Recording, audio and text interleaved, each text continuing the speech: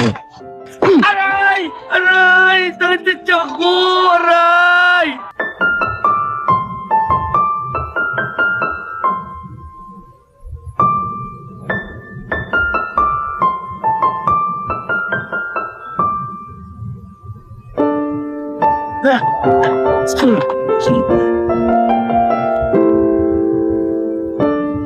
Okay ba yung mga bata? Okay na okay! May problema tayo. Anong problema? Wala tayong babayad dito. Naku, problema nga yan. Anong gagawin mo?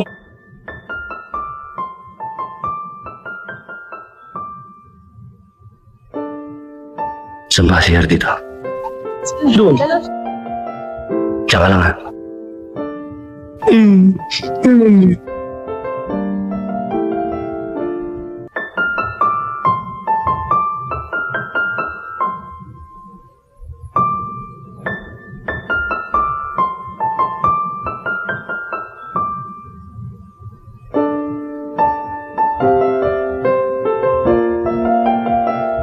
Ano? Ayoko nga. Aray! Aray! Sakit sa tiyak ko! Aray! Aray! Aray! Hinanado tayo! Wala ma! Ligaw to! Bakit? Bakit ba ibis yung pagkain nyo? Ano sinasabi mo, Ibis? Tanong mo sa ibis kung batal na siya. Kapag may nangyari dito, itidimanda kita. Papasarado ko to. Sige ba yun?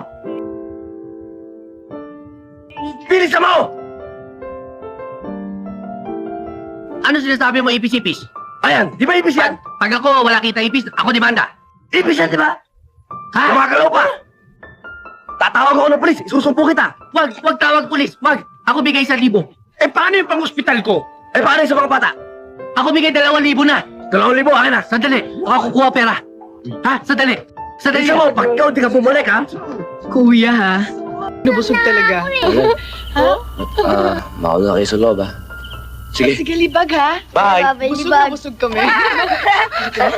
Sarap-sarap no, busog tayo. Kaya ng mga bata, no, Carding? Nakita mo ba paano nila nilantakan yung mga pagkain kanina? Oo nga, sana mapakain ko sila lagi ng ganun. Kaso lang rap mahitol. Wow. Aba, mahirap talaga magpakain ng di mo kaano-ano. Pero, mula nang alagaan mo mga batang yan, tinuring ka na nilang tunay na kapatid, ama at ina. Ako nga rin turing ko sa'yo parang ama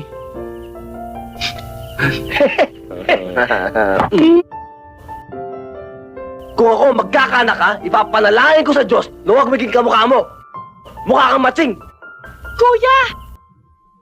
Kuya, Karding, si Hika! Bilisan mo! Bakit? Si Hika, bumabanat na naman Ayun oh!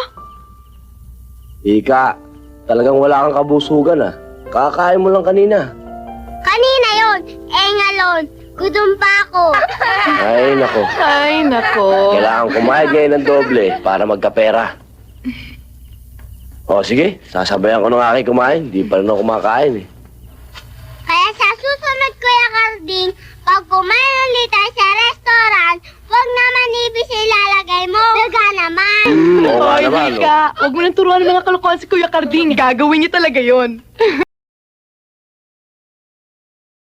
Kung tatanggapin ko yung alok nyo, obligado ako sumunod sa order nyo. Kernel, pinanganak ako para mag-utos, hindi para utusan. Akala mo kung sino ka magsalita nito Baka nakakalimutan mo na ako ay isang militar! Opisyal! At baka nakakalimutan mo rin, Kernel, na si Urbanito Dizon ang kaharap mo. Ang pagkakaiba lang natin,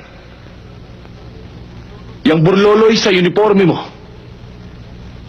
at ang ranggo sa dibdib ko. Pero kung sa pagkalalaki rin lang, hindi ako papayag na magpailalim sa'yo.